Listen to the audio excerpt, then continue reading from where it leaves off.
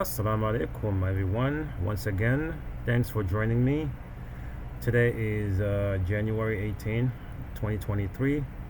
My name is Ibrahima Drame. I am your professional income tax preparer. And today I am going to talk about EIC, Earned Income Credit. I'm going to tell you everything you need to know about this very important credit. Is one of the credit that is giving. A lot of people get confused between child tax credit and the earned income credit, and then they're two completely separate. So this credit is given based upon three areas or four area, if I must include the fourth one. The first, you have to have a qualifying child or children. Second, your filing status, and the third is your income. So, and then also this credit is a subject to phase out. The higher your income goes, your the credit will completely phase out. So let's have a take a look below right here to explain further. So if the one file his taxes and it doesn't have any children's, and the maximum earned income credit you get is a $560. With the one child, $3,733. With the two child, that will be $6,164. Those are the maximum credit amounts. And the fourth, if you have three children and then you file your taxes, and then you can get up to $6,935.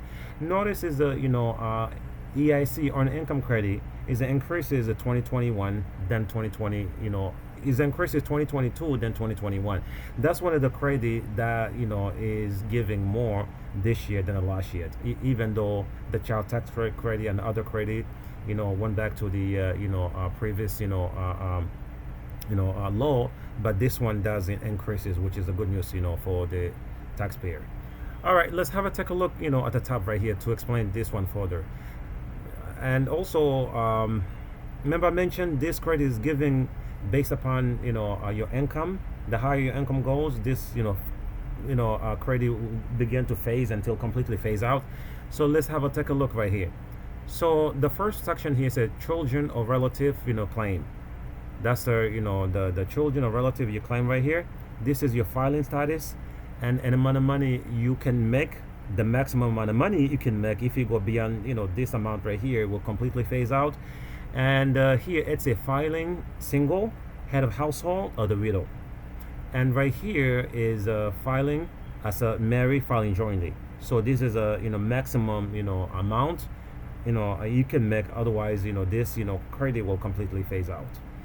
So let's take a look. If one file is taxes and then your income is 16,400, your income cannot exceed 16,480 for a single person, and for single person or head of household or the widow.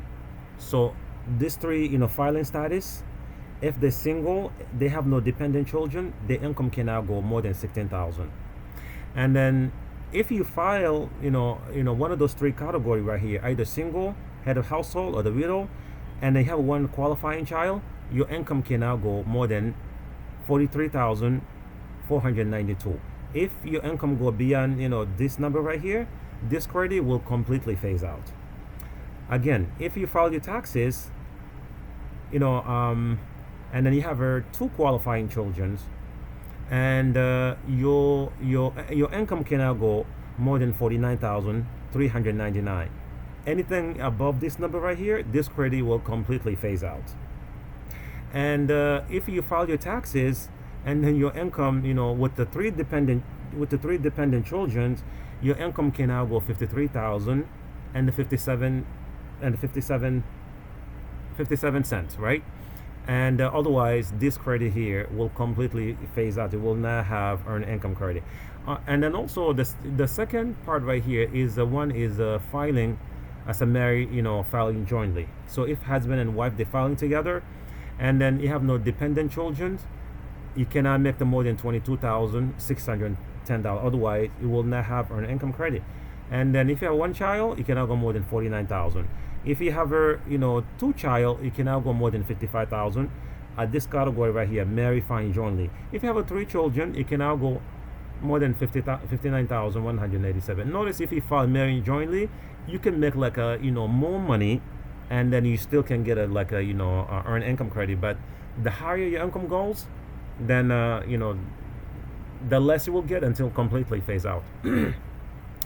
So like I said, this credit this credit say it name. You first have to have earned income. Earned income means either you work for someone that's a W-2 employees, you earn your money through that, or you 1099 employee, and then that also considered the earned income.